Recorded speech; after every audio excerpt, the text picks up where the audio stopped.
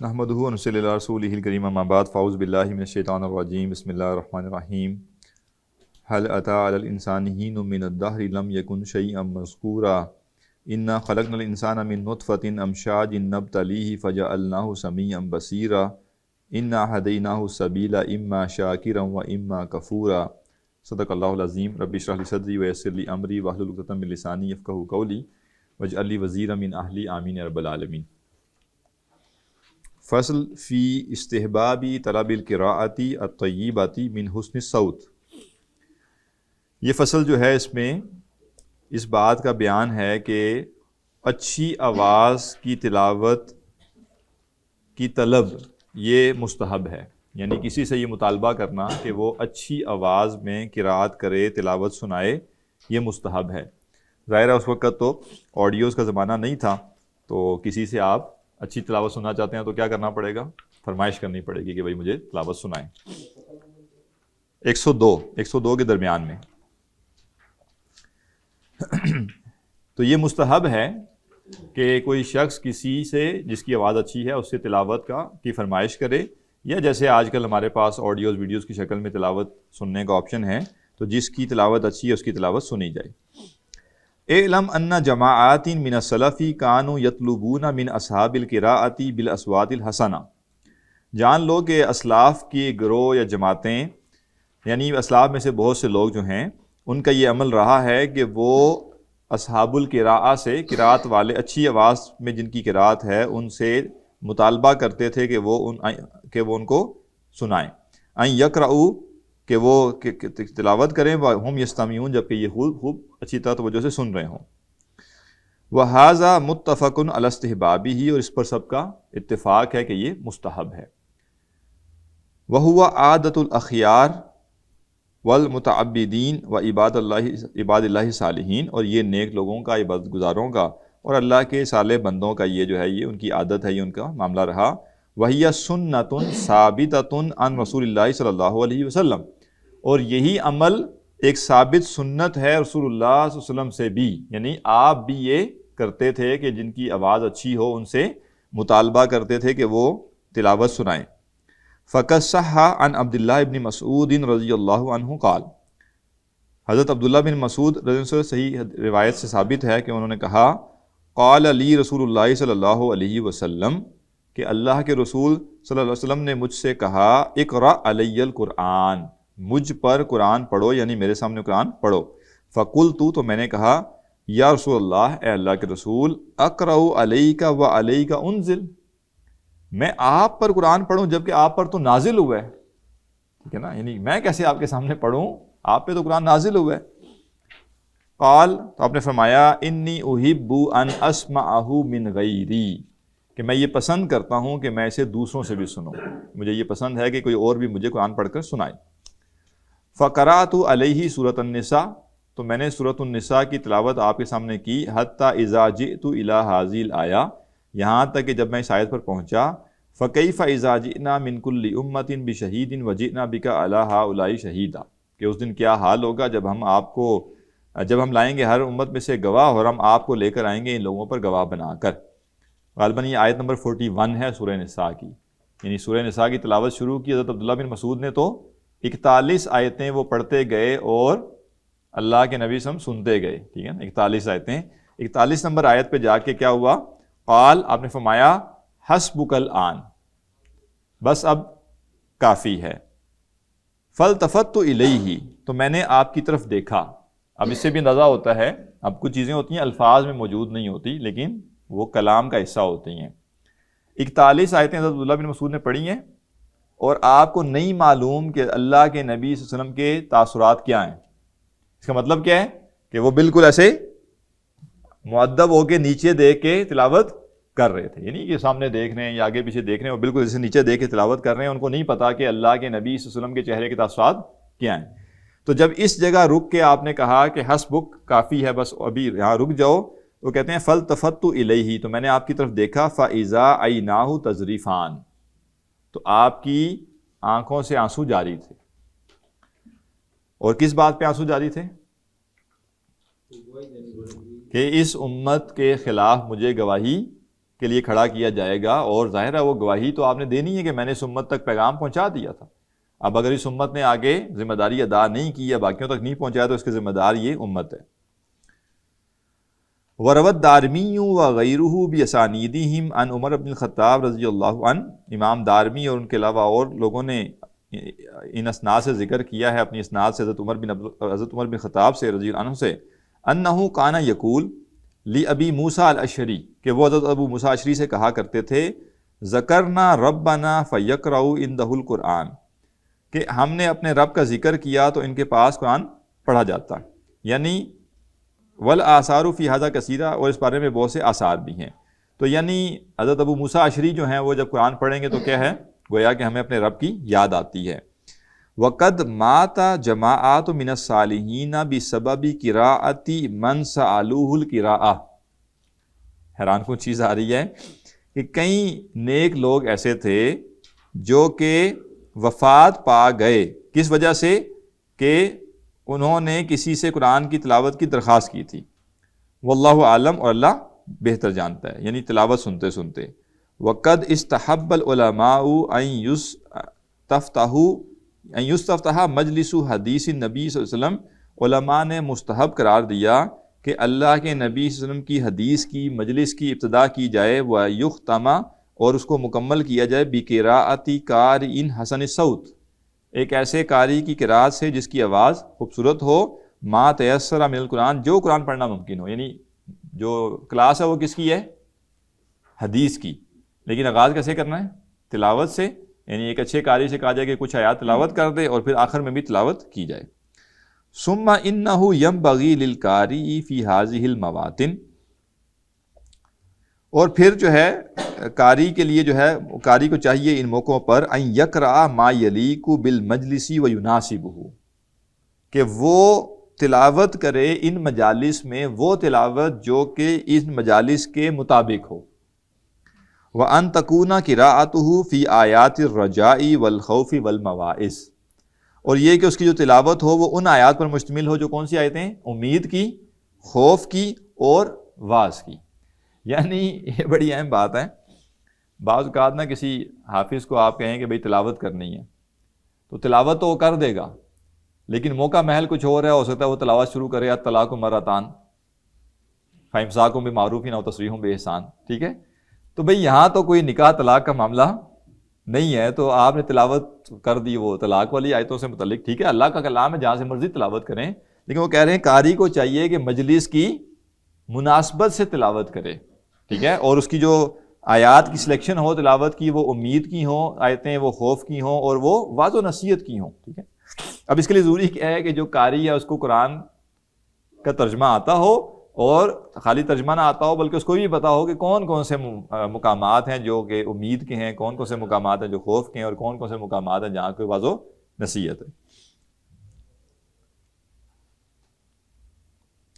ابھی ریسنٹلی کہیں پہ نماز میں وہ یعنی قاری صاحب نے تلاوت کی، اور یعنی وہ بالکل جو بات تھی اس کے درمیان سے شروع کی، یعنی پچھلی ایک آیت پڑھی نہیں، ٹھیک ہے نا، تو میں حیران ہو رہا تھا کہ اب ان کو ترجمہ آتا ہوتا تو کبھی بھی یہ نہ کرتے کہ ایک بات شروع پیچھے سے ہو رہی ہے اور وہ آیت انہوں نے اسکپ کر کے اگلی آیت سے، اور شاید انہوں نے وہ 3 آیتیں پوری کرنی تھی رکوع میں، بس انہوں نے دیکھا ہی نہیں کہ کیا مضمون ہے کیا نہیں ہے۔ تو آیتیں ہونی چاہیے امید سے متعلق، خوف سے متعلق، واعظ و نصیحت سے متعلق، تزہید فی الدنیا و ترغیب فی الآخرہ، بڑی پیاری بات، اور دنیا میں زہد کے حوالے سے، دنیا سے بے رغبتی، اور آخرت کی ترغیب، آخرت کی طرف رغبت، و تاہیب لہا، اور آخرت کی تیاری سے متعلق۔ تو وہ آیتیں جس میں دنیا کا زہد کا ذکر ہے، آخرت کی رغبت کا ہے، اور آخرت کی تیاری کرنے کا معاملہ ہو۔ وَقَصْرِ الْعَمَلِ، اور امیدوں کو محدود رکھنا، وَمَكَارِمِ الْأَخْلَاق، اور اچھے اخلاق، پسندیدہ اخلاق، رسپیکٹڈ جو مینرز ہوتے ہیں وہ۔ اب یہ ایک جو آیا نا اس میں قصر العمل، یہ بھی بڑی اہم بات ہے۔ وہ علامہ اقبال کا ایک شعر ہے نا، شعر کے الفاظ آپ تصحیح کر دیجئے گا، یعنی بندہ مومن کے بارے میں انہوں نے کسی اس میں کہا تھا نا کہ اس کی امیدیں قلیل، اس کے مقاصد جلیل، ٹھیک ہے نا، تو مومن کی ایک شان یا ایک صفت یہ بھی ہے کہ اس کی امیدیں کیا ہیں؟ کم. اور امیدیں کون سی؟ دنیا کے بارے میں. تو ہم بعض اوقات ہوتا ہے نا کہ انسان کہتا ہے کہ میں نے اب پڑھائی کی ہے نا، ڈگری کی ہے، بہترین جاب ملنی چاہیے مجھے، بیسٹ، ٹھیک ہے نا، اور یا اس نے ایگزام دیے ہیں تو اب وہ چاہ رہا ہے کہ جی بس ٹاپ ہی میں کروں، یعنی پہلی پوزیشن میری ہی ہو نا. تو بہت زیادہ جو امیدیں ہیں دنیا کے بارے میں، اس سے کیا نقصان ہوگا مومن کو؟ ایک تو یہ ہے کہ اگر وہ مل گیا جو امید کر رہا ہے تو اور کی طلب شروع ہو جائے گی. اچھا اب یہاں میں نے اس لیول پہ گیا ہوں تو اب اس سے اگلے پہ جانا ہے. اور اگر وہ امیدیں ٹوٹی تو مایوسی زیادہ ہو جائے گی. ٹھیک ہے. دنیا کے معاملے میں جو پسندیدہ وہ یہ ہے کہ امیدیں کم رکھے. اسی لیے اب دیکھیں نا، ایک بندہ وہ ہوتا ہے جس کو آپ کو خبر سنائے نا کہ یار یہ مسئلہ ہو گیا، کہتے ہیں اللہ خیر کرے، ہو جائے گا. اس کا مطلب ہے کہ اس نے کہیں نہ کہیں امید کم رکھی ہوئی تھی. اور ایک بندہ اس کو آپ بتائیں نا کہ بھائی یہ جو چیز ہے نا 70% ہوئی ہے، وہ سے چونکہ 100% سوچی ہوئی تھی تو وہ کہے گا یہ کیسے ہو سکتا ہے، نہیں نہیں یہ پوری ہونی چاہیے، یہ اس میں اتنی اونچی بھی نہیں ہونی چاہیے. اس کا مطلب ہے اس نے امیدیں بہت ہائی رکھی ہوئی تھی. تو برحال مومن کا کام یہ ہے کہ دنیا کے بارے میں اس کی امیدیں کم ہونی چاہیے. اس کا مطلب نہیں ہے کہ دنیا کی کوشش کی بات ہو رہی ہے کہ کوشش نہ کرے. جو بھی کوشش کرے اس سے کیا کرے؟ امید بہت زیادہ نہ رکھے کہ دنیا میں بہت پھلوں پھولوں گا، بہت مجھے فائدے ہوں گے، بہت میں آگے بڑھ جاؤں گا، بہت ترقی کر جاؤں گا، بہت بڑے بڑے جیسے چیزیں میں کھڑی کر دوں گا. دنیا کے بارے میں امیدیں کم ہوں. مل جائے تو بسم اللہ. حسن الوقف، اور جو وقفہ ہے بیچ میں، ٹھہراؤ ہے اس کی تلاوت میں، وہ ہونا چاہیے. ینبغی للقاری اذا ابتدأ من وسط السورہ او وقف علی غیر آخرہا. قاری کے لیے مناسب بات یہ ہے کہ جب وہ سورت کے درمیان سے قرات شروع کرے یا کسی مقام پر ختم کرے جبکہ وہاں سورت ختم نہ ہو رہی ہو، ان یبتدی من اول الکلام المرتبط بعضہ ببعض، کہ وہ وہاں سے آغاز کرے جہاں سے مربوط کلام کا آغاز ہوتا ہو. ٹھیک ہے نا، یعنی کوئی بھی اس نے پڑھا ہے حصہ تو ایک پوری گفتگو جہاں سے شروع ہو رہی ہے وہاں سے تلاوت شروع کرے. اور اس کا جو ایک آسان طریقہ ہے وہ یہ کہ رکوع جو ہے اس کا خیال رکھا جائے. ٹھیک ہے نا، یعنی رکوع جہاں سے شروع ہو رہا ہے وہاں سے تلاوت شروع کریں، کیونکہ ہر رکوع میں کوئی نہ کوئی ایک مضمون سٹارٹ ہو رہا ہوتا ہے، ایک چھوٹا سبجیکٹ جو ہے وہاں سے شروع ہو رہا ہوتا ہے. وَأَن يَقِفَ عَلَى الْكَلَامِ الْمُرْتَبِطِ، اور یہ کہ رکے بھی وہاں پہ جہاں ایک مربوط کلام مکمل ہوا. ایک طریقہ یہ کہ پوری صورت پڑھیں، آخری صورتیں چھوٹی صورتیں ہیں حجم کے لحاظ سے تو وہ پوری پڑھ لیں. اور اگر آپ نے صورت کے بیچ میں سے پڑھنا ہے تو یا تو ایسی جگہ سے پڑھیں کہ اینڈ پہ صورت مکمل ہو جائے، یا صورت کے شروع سے پڑھیں اور جہاں سے شروع کریں اور جہاں پہ رکیں وہاں پہ کوئی بات پوری ہونی چاہیے. تو حفظ جب بھی کریں، چاہے تھوڑا سا حصہ قرآن کا کریں، رکوع وائز کریں تاکہ آپ کو پتہ ہو رکوع یہاں سے شروع ہو رہا ہے یہاں ختم ہو رہا ہے. یا پھر جو ہے وہ اتنا قرآن سمجھ آیا ہوا ہو کہ تلاوت شروع کرتے ہوئے آپ کو پتہ ہو کہ بات شروع یہیں سے ہو رہی ہے. ولا یتقید بالاعشار والاجزاء، اور اعشار اور اجزاء کی تقسیم کی پابندی نہ کرے. یعنی یہ نہ ہو کہ وہ کہے جی سپارہ ختم ہو گیا بس ٹھیک ہے، یا یہاں سے سپارہ شروع ہو رہا ہے، تو اس کی پابندی نہیں کرنی. اب ہمارے یہاں حفاظ کو پتہ یہی ہے، وہ حفظ کرتے ہیں سپاروں کے لحاظ سے اور پاؤ اور نصف کے لحاظ سے. تو وہ عام طور پہ جب تلاوت شروع کرتے ہیں نا وہ پارے سے شروع کریں گے. ٹھیک ہے، ہو سکتا ہے کہ 4 آیتیں پچھلے پارے میں اس صورت کی تھی وہ چھوڑ دی انہوں نے، یہاں سے شروع کر دیا. یا پھر وہ پاؤ سے شروع کریں گے، اچھا جی یہ دوسرا پاؤ یہاں سے شروع ہو رہا ہے، تیسرا پاؤ یہاں سے شروع ہو رہا ہے، وہاں سے تلاوت شروع کر دی. تو بعض جگہوں پہ جہاں ربع کا نشان لگا ہوا ہوتا ہے، پارے اور ربع یا نصف اور ثلاثہ یہ ایگزیکٹ ناپ تول کر کے رکھا گیا ہے حجم کے لحاظ سے، اس میں مضمون کی رعایت نہیں ہے. اسی لیے کئی جگہوں پہ آپ دیکھتے ہیں کہ جو رکوع اس کا نشان ہوتا ہے ربع کا یا نصف کا، وہ رکوع کے اوپر نہیں ہوتا، رکوع سے چند آیتیں آگے یا پیچھے ہوتا ہے. تو وہ کہہ رہے ہیں اس کا لحاظ نہیں رکھنا چاہیے بلکہ مضمون کا لحاظ رکھنا چاہیے، کیونکہ یہ کلام ہے. کل جز الذی فی قولہ تعالی، جیسے وہ جز جس میں اللہ تعالیٰ نے فرمایا وما ابرئ نفسی، یہ مسنگ ہے اس میں ٹیکسٹ.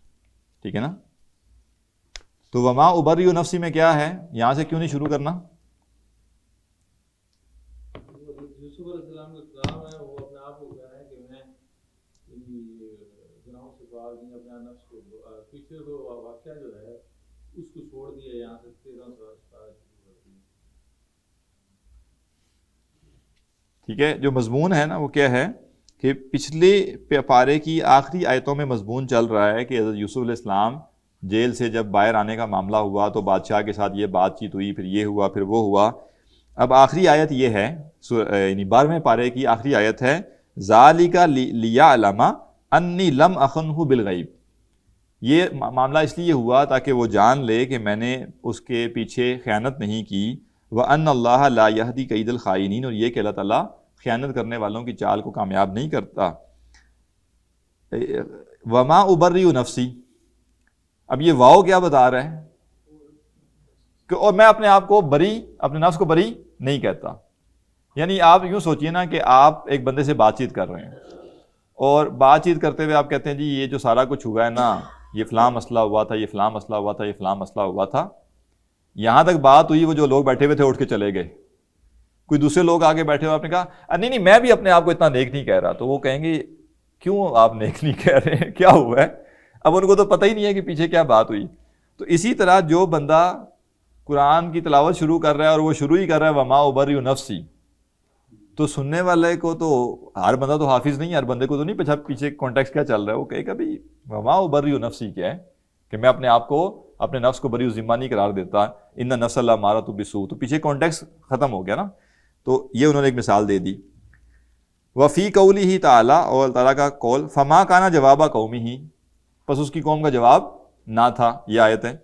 وفی قولہ تعالی ومن یقنت منکن للہ ورسولہ، اب یہ 22واں پارہ ہے.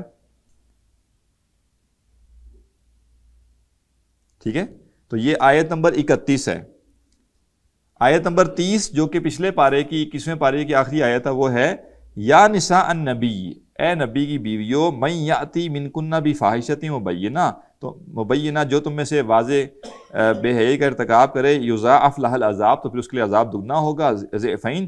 وکان ذلک اللہ یسیرا، اور یہ اللہ کے لیے بہت آسان ہے. ومن یقنت منکن، پچھلی آیت میں یہ ہے کہ اگر یہ غلطی کی تو سزا یہ ہے. اگلی آیت میں کیا ہے وَمَن يَقْنُتْ مِنْكُنَّ، اور تم میں سے جو فرمانبرداری اختیار کرے للہ ورسولہ، اللہ اس کے رسول کے لیے، وَتَعْمَلْ صَالِحًا، اور نیک عمل کرے، نُؤْتِهَا أَجْرَهَا مَرَّتَيْن، ہم اسے اس کا اجر دیں گے دگنا، 2 دفعہ.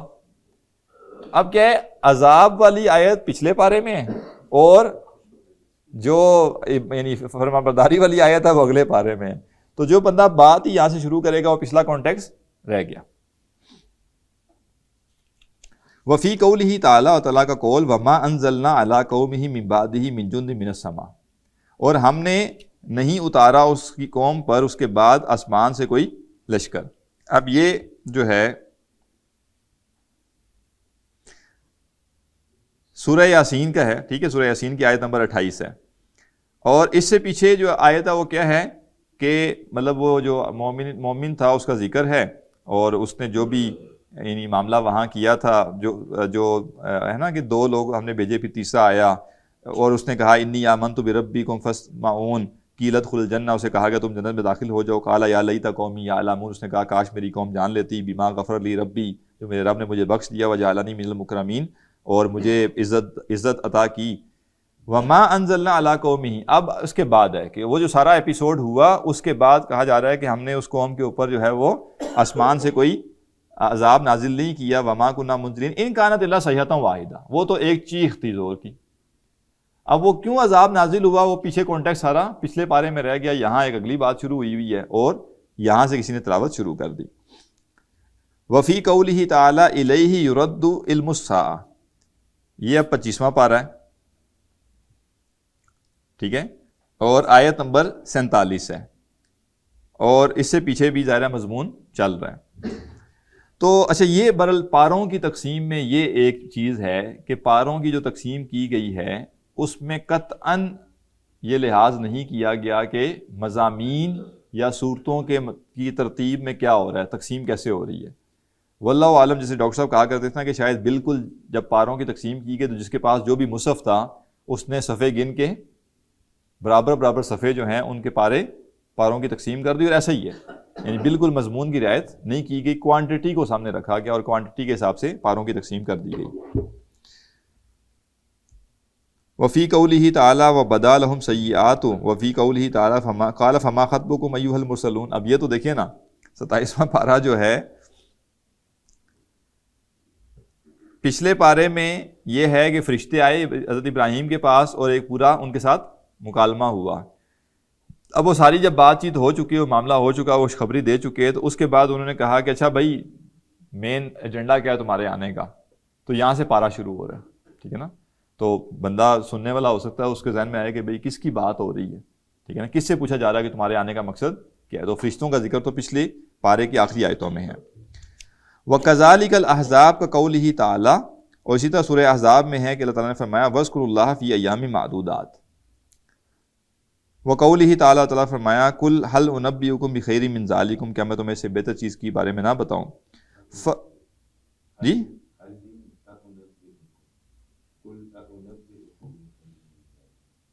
اچھا یہ کہاں پہ ہے؟ یہ سورہ آل عمران، ٹھیک ہے، یہ بھی جو ہے نوٹ کر لینا چاہیے. فَكُلٌّ هَذَا وَشَبِيهِهِ، وہ کہہ رہے ہیں یہ سب اور اس جیسی اور جتنی آیتیں ہیں، جتنے مقامات ہیں، يَنبَغِي أَن يُبْتَدَأَ بِهِ، تو قرات جو ہے وہ شروع کرنی چاہیے ایسی جگہ سے. اچھا یہ بھی ہونا چاہیے کہ يَنبَغِي أَلَّا يُبْتَدَأَ بِهِ، یہاں سے قرات کا آغاز بھی نہیں کرنا چاہیے، وَلَا يُوقَفَ عَلَيْهِ، اور نہ یہاں پہ رکنا چاہیے. فَإِنَّهُ مُتَعَلِّقٌ بِمَا قَبْلَهُ وَلَا يَغْتَرَنَّ، کیونکہ یہ جو کلام ہے یہ پچھلے حصے سے جڑا ہوا ہے اور کسی کو جو ہے وہ دھوکہ نہ لگے، یعنی کلام کو سمجھنے میں غلطی نہ لگے. بِكَثْرَةِ الْغَافِلِينَ لَهُ مِنَ الْقُرَّاءِ، اور قاریوں کی جو کثرت ہے جو اس بات سے غافل ہے. الَّذِينَ لَا يُرَاؤُونَ هَذِهِ الْآدَابِ، جو ان آداب کا خیال نہیں رکھتے. وَلَا يُفَكِّرُونَ فِي هَذِهِ الْمَعَانِي، اور ان معنی پر بھی غور نہیں کرتے. وَامْتَثِلْ مَا رَوَى الْحَاكِمُ ابو عبداللہ، اور اس پر عمل کرو جو امام حاکم ابو عبداللہ نے روایت کیا بِإِسْنَادِهِ عن الفضیل ابن عیاض رضی اللہ عنہ، اپنی سند سے فضیل بن عیاض رحمہ اللہ سے. قال، انہوں نے کہا لا تستوحش طرق الہدی لقلت اہلہا، کہ ہدایت کے رستوں سے وحشت نہ کھاؤ ان پر چلنے والوں کی کمی کی وجہ سے. ہوتا نا آپ ایک علاقے میں جاتے ہیں، مثلا آپ ڈرائیو کرتے کرتے گئے، روڈ پہ گاڑیاں جا رہی ہیں، ایک دم آپ نے ایک ٹرن لیا تو آپ دیکھ رہے ہیں کہ کوئی ہے ہی نہیں، میں جا رہا ہوں، تو بندے کو ایک پریشانی شروع ہو جاتی ہے کہ یہ میں کہاں جا رہا ہوں، مجھے یہ چیک کر لوں کہ میں غلط رستے پہ تو نہیں چلا گیا. تو وجہ کیا ہوتی ہے؟ ہمیں لگتا ہے کہ جو صحیح رستہ ہے اس رستے پر کچھ نہ کچھ لوگ تو جا رہے ہوں گے نا. جب کوئی بھی آپ کو نظر نہیں آتا تو آپ کو لگتا ہے، یہ بہت کام ہو تب بھی آپ کو لگتا ہے کہ یہ کیا ہے. تو حضرت فضیل بن عیاض رحمہ اللہ فرماتے ہیں کہ ہدایت کے جو رستے ہیں ان سے وحشت نہ کھاؤ ان پر چلنے والوں کی کمی دیکھ کر. وَلَا تَغْتَرَنَّ بِكَثْرَةِ الْحَالِكِينَ، اور ہلاک ہونے والے جو ہیں ان کی کثرت سے دھوکہ نہ کھاؤ. جی ادھر تو رش لگی ہوئی ہے، ٹھیک ہے نا، یہ چیز تو وائرل ہوئی ہوئی ہے، ٹھیک ہے نا. تو وائرل دیکھ کر یا جیسے کہتے ہیں نا ملینز میں ویوز ہیں اس چیز کے، وہ کہہ رہے ہیں کہ اس سے جو ہے وہ دھوکہ بھی نہ کھاؤ. وَلَا يَضُرَّكَ قِلَّةُ السَّالِكِينَ، اور جو ہدایت کے رستے پہ چلنے والوں کی کمی ہے وہ تمہیں نقصان نہیں پہنچائے گی، کوئی مسئلہ نہیں ہے اگر ہدایت کے رستے پہ کم لوگ چل رہے ہیں.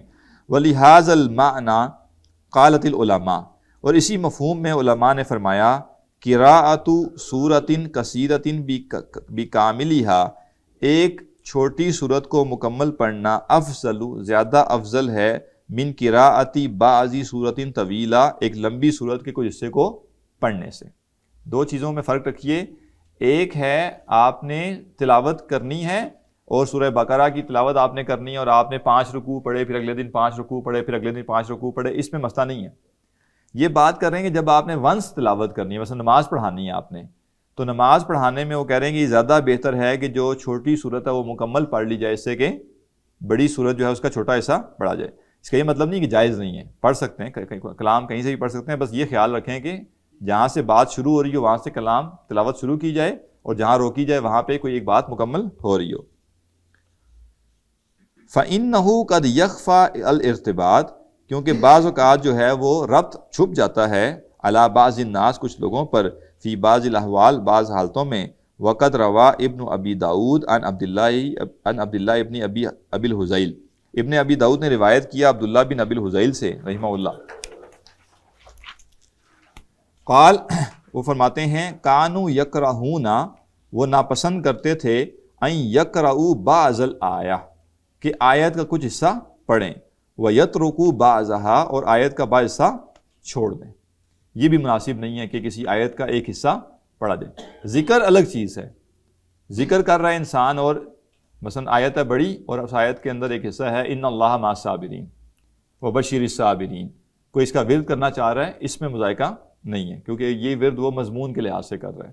ویسے تلاوت کرتے ہوئے تلاوت کرتے ہوئے آیت کا بعض حصہ پڑھنا یہ ٹھیک نہیں ہے، مناسب نہیں ہے.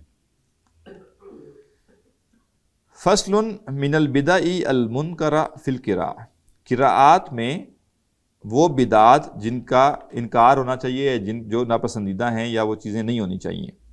ما یفعلہ جہالۃ المصلین بالناس فی التراویح، جو کہ جاہل امام جو ہیں وہ تراویح میں پڑھاتے ہیں. تو یعنی وہ کہہ رہے ہیں بعض بدعتیں ہیں جو جاہل قسم کے امام ہیں وہ لوگوں کو تراویح کی نماز میں وہ کام کرتے ہیں. من قراءۃ سورۃ الانعام فی الرکعۃ الاخیرۃ فی اللیلۃ السابعہ، وہ کیا کرتے ہیں؟ سورہ انعام کو 7ویں رات کی آخری رکعت میں پڑھنا. یہ کیا ہے؟ یہ نا اب یہ ان کی ایک ہو گیا، سورہ انعام ہم نے پڑھنی ہے اور 7ویں رات کی آخری رکعت میں پڑھنی ہے. معتقدین انہا مستحبہ، اس عقیدے کے ساتھ، اس اعتقاد کے ساتھ کہ یہ مستحب ہے. تو یہ کیا ہے؟ اب جیسے ہوتا نا، ذرا آج کل یہ چیز نہیں ہے لیکن ایک زمانے میں شاید یہ ایک وہ بن گیا کہ شاید یہ کوئی پسندیدہ بات ہے کہ 7ویں رات کو آخری رکعت میں سورہ انعام پڑھی جائے. فیجمعون امورا منکرہ، تو وہ منکر قسم کی چیزیں جمع کر لیتے ہیں. منہا اعتقادہا مستحبہ، ان میں سے ایک یہ ہے کہ اس کا مستحب ہونا، اس کا اعتقاد رکھا جائے. ومنہا ایہام العوام ذالک، اور دوسرا یہ کہ عوام کو اس کا وہم دینا. ومنہا تطویل الرکعۃ الثانیہ علی الاولی، اور تیسرا مسئلہ کیا ہے کہ دوسری رکعت کو پہلی رکعت سے لمبا کرنا. نماز میں پسندیدہ عمل یہ ہے کہ پہلی رکعت کی تلاوت دوسری رکعت سے زیادہ ہو یا دوسری رکعت کی تلاوت پہلی رکعت سے کم. تو اس میں وہ کہہ رہے ہیں کہ یہ مسئلہ پایا جاتا ہے کہ وہ اس کو لمبا کر دیتے ہیں. وَإِنَّمَا السُّنَّةُ تَطْوِيلُ الْأُولَى، حالانکہ سنت یہ ہے کہ پہلی رکعت کو لمبا کیا جائے. وَمِنْهَا التَّطْوِيلُ عَلَى الْمَأْمُومِينَ، اور جو چوتھا مسئلہ ہے وہ کیا ہے کہ مقتدیوں پر طول دینا، یعنی لوگ لمبی تلاوت، کھڑے کھڑے لوگ تھک گئے ہیں لیکن انہوں نے اعتقاد یہ بنایا ہوا ہے کہ یہ ہم آخری رکعت میں پڑھیں گے تو یہ کوئی مستحب امر ہے. وَمِنْهَا، اور کہہ رہے ہیں پانچواں مسئلہ یہ ہے حضرمۃ القراء، قراءت جلدی جلدی کرنا. اب ظاہر ہے ایک رکعت میں ایک سورت پڑھنی ہے تو تقریباً 16 رکوع ہیں غالباً، تو 16 رکوع کا مطلب ہے کہ اب آپ کو 15-16 منٹ کی کم از کم قیام تو کرنا پڑے گا. لمبا قیام ہے تو آپ پھر تیز پڑھ رہے ہیں تاکہ لوگ بھی نہ تھکیں. وَمِنَ الْبِدَعِ الْمُشَابِهَةِ لِذَلِكَ، لہٰذا اور اس جیسی اور بدعتیں بھی جو ہیں، قراءۃ بعض جہالتہم فی الصبح یوم الجمعۃ بسجدہ غیر سجدۃ الف لام تنزیل، اور بعض جاہل لوگوں کا جمعے کی فجر میں سجدہ والی صورت پڑھنا جو کہ الف لام میم تنزیل سجدہ والی صورت کا نہیں ہوتا. قاصداً ذالک، اور یہ یعنی جان بوجھ کے ویسا کرتے ہیں. وَإِنَّمَا السُّنَّةُ قِرَاءَةُ الف لام تنزیل فی الرکعۃ الاولی، حالانکہ جو سنت ہے وہ الف لام تنزیل یعنی جو یہ صورت ہے نا اس کو پڑھنا سنت ہے، نہ کہ کسی سجدے والی صورت کو پڑھنا. وَهَلْ أَتَى فِي الثَّانِيَةِ، اور دوسری رکعت میں هَلْ أَتَى عَلَى الْإِنسَانِ حِینٌ مِنَ الدَّهْرِ جو صورت ہے اس کو پڑھنا یہ سنت ہے. تو یعنی اپنے پاس سے کچھ چیزیں بنا لینا بدعت قراءت کے حوالے سے اور ان کو رائج کر دینا یہ ٹھیک نہیں. ایک فرد اپنے طور پہ کوئی چیز کرنا چاہے وہ ایک الگ بات ہے، ٹھیک ہے نا. یعنی بالفرض ایک شخص ہے اور وہ یعنی ایک روٹین اس کی ہے اور وہ کوئی خاص صورت جو ہے اس کو پڑھتا ہے، وہ ایک الگ بات ہے. لیکن یہ بات ہو رہی ہے کہ وہ قراء جو تراویح میں یہ کام کرتے ہیں کہ اچھا جی تراویح میں ایک ہے انتظامی سہولت یہ ہے کہ اچھا جی 27 راتوں میں قرآن مکمل کرنا ہے تو ترتیب بنا لی کہ ایک رات اتنا پڑھنا دوسرا، اس میں مسئلہ نہیں ہے. ایک یہ کہ یہ طے کر لینا کہ اچھا جی 5ویں رات کو 5ویں صورت ہونی چاہیے، ٹھیک ہے نا، 7ویں رات کو کوئی 7ویں صورت، یعنی وہ اس طرح سے چیزوں کو ایکویٹ کرنا یہ مناسب نہیں ہے، یہ نہیں کرنا چاہیے. سبحانک اللہم و بحمدک، نشہد ان لا الہ الا انت، نستغفرک و نتوب الیک.